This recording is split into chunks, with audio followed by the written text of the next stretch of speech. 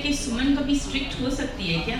लेकिन मेरे बच्चों को पूछिए, स्ट्रिक्ट तो मैं हूँ और इस फिल्म में स्कूल की प्रिंसिपल बनी हूँ जो इसके कान पकड़ती हूँ। ये भी टीचर है, लेकिन वेल पिक्चर देखिए समझ में आएगा। Alright, moving on to you, Radhika. Radhika, हमने आपको काफ़ी मूवीज़ में देखा है. In fact, starting from your very famous serial soap opera, you were fabulous and everybody knows you from that role now. So आपने जो मूवी अभी करी है, जिसके बारे में सभी already everybody is going gaga. तो आपको क्या अलग लगा इस मूवी में that you said yes to it? I think it's a very very relevant subject. आजकल जितने हम अटैच्ड एंड एडिक्टेड हैं सोशल मीडिया में, जो हम वैलिडेशन सीख कर रहे हैं सोशल मीडिया से, उस ज़माने के लिए आई थिंक ये आइडियल पिक्चर है, क्योंकि ये वो चीज़ टारगेट कर रही है कि आपकी एक परसेप्शन है, आपकी एक इमेज है, बट कैसे रातों रात वो इमेज चेंज हो सकती है, सिर्फ लोगों की आंखों में नहीं, अपनों की आंखों में भी. And how do you deal with all of that? हर एक चीज़ जो हम एक गॉसिप के तौर पे कर देते हैं, एक जजमेंट के तौर पे कर देते हैं, उसके रेपरकशंस होते हैं. ये उन रेपरकशंस को दिखाती है.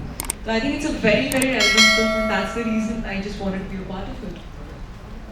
Thank you so much. And moving on to you, Nimrod, we've seen you in Lunchbox. Yeah, what a fabulous movie you did. In fact, it was even there in 2013 Cannes Festival.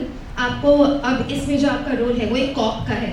So please अपना कुछ experience बताइए हमें about the movie. जी, lunchbox को in fact इस साल 10 साल हो गए इंडिया में रिलीज हुए. जी. So it's been a pretty amazing journey. So वहाँ से यहाँ तक का सफर तो खैर बहुत ही एक एक्साइटिंग रहा है. और सजनी शिंदे का वायरल वीडियो में मैं एक सीनियर पुलिस ऑफिसर जो इस केस की इन्वेस्टिगेशन कर रही है, जिनका नाम है बीला बारोट, यूपी से है, वो किरदार निभा रही हूँ. तो बहुत ही स्ट्रॉन्ग, जिसको कहते हैं बॉस बेब गर्ल है. No nonsense, she is a tough girl. कभी जिस रूम में आती है उनकी पहचान पहले पहुँचती है वहाँ पे, वैसी उनकी एक पर्सनैलिटी है. बहुत ही फ्लैम्बॉयंट, एक क्वाइट उनमें रेजिलियंस है. और उनका जो नज़रिया है लाइफ को देखने का वो बहुत ही इंटरेस्टिंग है. और एक फिल्म के पर्सपेक्टिव से अगर देखें तो हर किरदार उनके लिए शक के दायरे में है, क्योंकि एक लड़की मिसिंग हो गई है वीडियो वायरल जाने की वजह से. हमें नहीं पता वो कहाँ गई है, क्या हुआ है उसके साथ, कोई कल्प्रिट है नहीं है, कुछ और फाउल प्ले है या नहीं है. She is not ruling anything out. So बहुत ही बैलेंस्ड और बहुत ही एक सोफिस्टिकेटेड अप्रोच के साथ she is solving this entire case.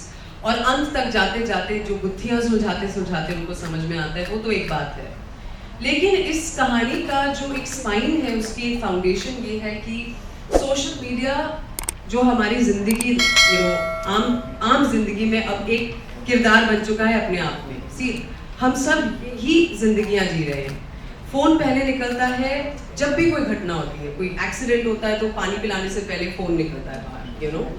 सो इस सोशल मीडिया की रिलेशनशिप को लेकर जो एक ऑब्जर्वेशन है ना फिल्म में, हमारी फिल्म और कहानी उस पर आधारित है. हम लोग ये आप सबको एक कॉन्वर्सेशन के तौर पे चाहते हैं कि आप घर जाएं और सोचें इस बारे में और खूब एंटरटेन होकर जाएं. हाँ, मज़ेदार फिल्म है, आप खूब एंटरटेन होकर जाएंगे और आपको पता चलेगा कि आप घर गए हैं और वहाँ पर आपने कुछ तो सोचा फिल्म के बारे में, आपको खूब मज़ा भी आया और इस तरह से कुछ आपका एक्सपीरियंस रहेगा.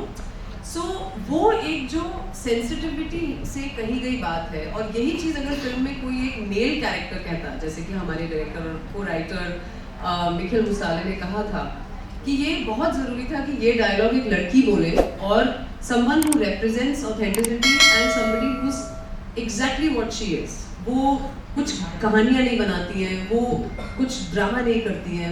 What you see is what you get. So उनसे ये कैरेक्टर से, उस कैरेक्टर बीला बारोट से ये लाइन आती हुई बहुत ही एक अप्रोप्रिएट एक चीज़ थी फिल्म में किरदार के हिसाब से.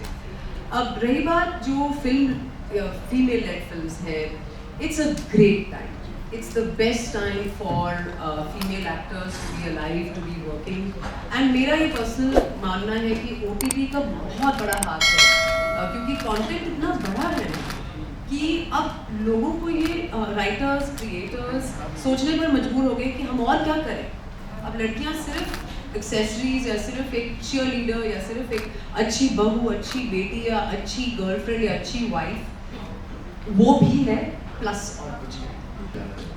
जी मैं सजनी शिंदे ये कर रही हूँ हाँ, जो मिसिंग हो लग रहा है। जाती है। मैं एक फिजिक्स टीचर है, काफ़ी sweet endearing girl next door, मतलब हर शहर में हर कॉलोनी में एक सजनी होगी जिसको आप जानते होंगे। Very passionate about her career, ideal daughter, ideal teacher I would say.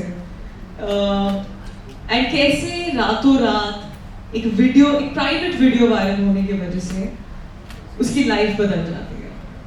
So journey काफ़ी ओवरवेलमिंग रही है, मेरे लिए काफ़ी टफ रही थी, क्योंकि अब मुझे एक्चुअली ज़्यादा बुरा लग रहा है क्योंकि मैं किससे सुनती हूँ कि इन लोगों ने बहुत मस्ती कहीं सेट पे और बहुत अच्छा माहौल रहा था, एंड क्या निखिल ने माहौल रखता है, पता ही नहीं लगता कि काम हो रहा है। मेरे लिए honestly it was very very dark, maybe because I was on the receiving end, and काफ़ी इमोशंस होते हैं जो आपने रियल लाइफ में भी दबाए हुए होते हैं, जो आपको इमोट करने होते हैं यहाँ पे, that helplessness.